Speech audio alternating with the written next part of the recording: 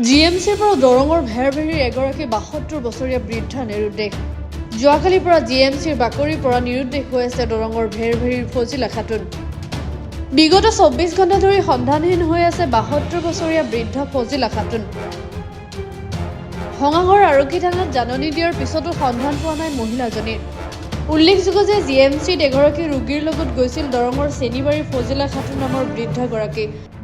যোৱাকালিৰ দিনত ১১ বজাত যেতিয়া জিএমচিৰ পৰা সকলো মানুহক বাহিৰত ওলাই দিয়া হৈছিল, তেতিয়া আন মানুহৰ দৰে ফজিলা খাতুন নামৰ বৃদ্ধগৰাকী বাহিৰত ওলাই আহিছিল।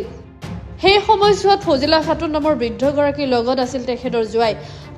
ফজিলা খাতুনক জিএমচিৰ বাকৰিত ৰাখি তেখেতৰ জোঁৱাই ঔষধ কিনিব গৈছিল আৰু ঔষধ কিনি আনি দেখা পায় যে ফজিলা খাতুন নামৰ বৃদ্ধগৰাকী নাই। তেতিয়াৰ পৰাই পৰিয়ালৰ মাজত লাগিল হোৱা দোৱা। বহুত ঠাইত বিচৰাৰ পিছতো সন্ধান পোৱা নাই ফজিলা খাতুনৰ। উপায়ন্তৰ হৈ সংবাদ মাধ্যমৰ কাষ চাপিছে পৰিয়ালৰ লোকে।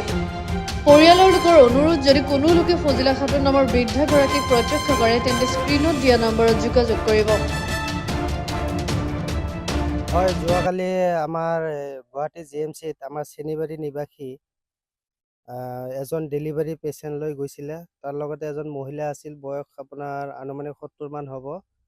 তেখেতে যেতিয়া হস্পিটেলত এটা নিয়ম আছে যে ১০টা-১১টাত ওলাই দিয়ে, সেই ওলাই দিয়া সময়ত সেই মহিলাজনী, বৃদ্ধ মহিলাজনী বাহিৰত ওলাই দিছিল।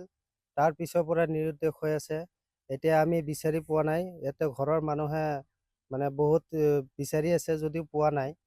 এতিয়া চৰকাৰক তথা আৰু আমাৰ হস্পিটেল কৰ্তৃপক্ষক অনুৰোধ জনাওঁ যে হস্পিটেল কৰ্তৃপক্ষই যাতে CCTV ফুটেজবোৰ চাই আৰু চালি জাৰি চাই ক'ত গ'ল মানুহজনী, সেই মানুহজনী যাতে আমি বিচাৰি পাওঁ, অলপ সহায় কৰিবলৈ কৰজোৰে অনুৰোধ জনাইছোঁ।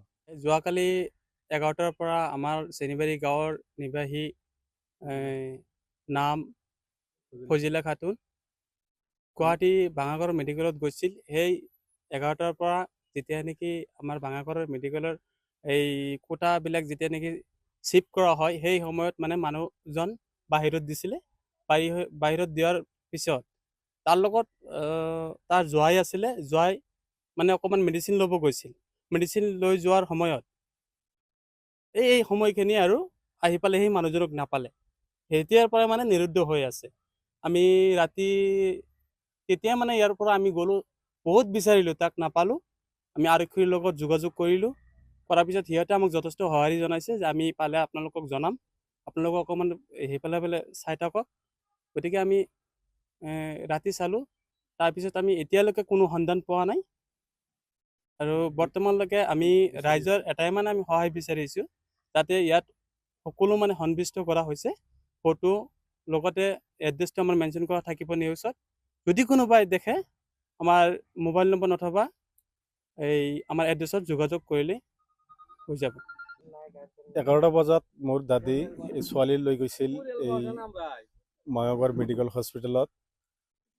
এই হস্পিটেল কৰ্তৃপক্ষই যেতিয়া মানুহ ওলাই দিয়ে হস্পিটেলৰ পৰা, তেতিয়া মানুহজন তাতে থিয় হৈ আছিল। জোঁৱায়ে কৈছে যে আপুনি ইয়াতে থিয় হৈ থাকক, আমি মেডিচিন লৈ আহোঁ। মেডিচিন লৈ আহি পেলাই এই জোঁৱাইজনী এই মানুহজনক এতিয়াৰ পৰা খুজি পোৱা নাই। এতিয়া আমি ৰাইজক অনুৰোধ জনাওঁ যে মানুহজন যদি কোনোবাই দেখা পায়, আমি ফোন নম্বৰ ইয়াত আছে, এই ফোন নম্বৰত দয়া কৰি ফোনত যোগাযোগতে খুজি মানুহজন পাওঁ। থানাত জাননী দিয়া হৈছে। জিএমচি থানাত আমাৰ জাননী দিয়া হৈছে। এই এড্ৰেছ হ'ল এই ফজিলা খাতুন, গাঁও হ'ল চেনিবাৰী, জিলা দৰং, অসম। তেওঁৰ বয়স হ'ল অনুমান ৭২ বছৰ।